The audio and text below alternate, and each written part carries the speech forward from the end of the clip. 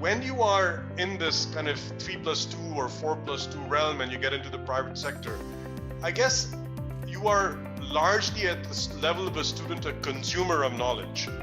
You take the textbook as given, you take the article that is given to you as given, and you are asked to replicate it, to discuss it, to you get assessed on it on exams.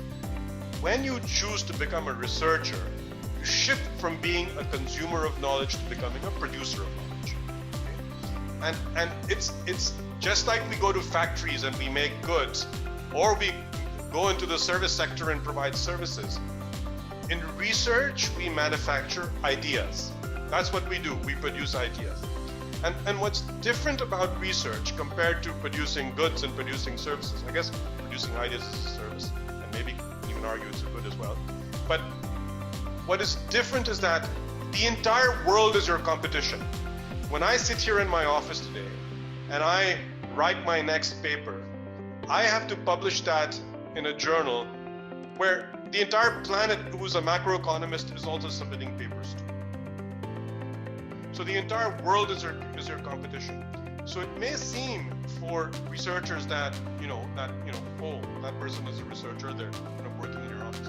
Ultimately, to get something out there and for people to read, for it to get into a respectable place, means that your entire world is your competition.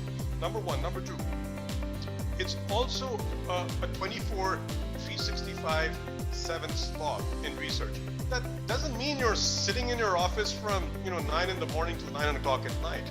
You may work for 5 hours, go for a run, come back. I have a son.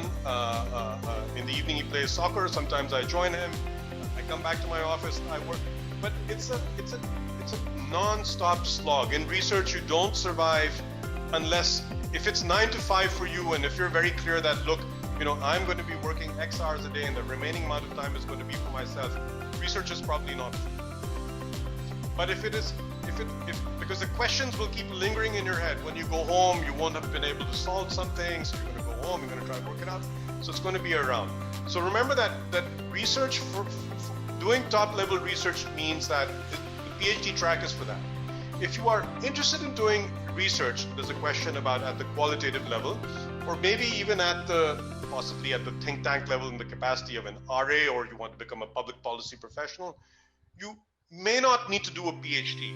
Having a good master's where you pick up a bunch of skills is probably adequate.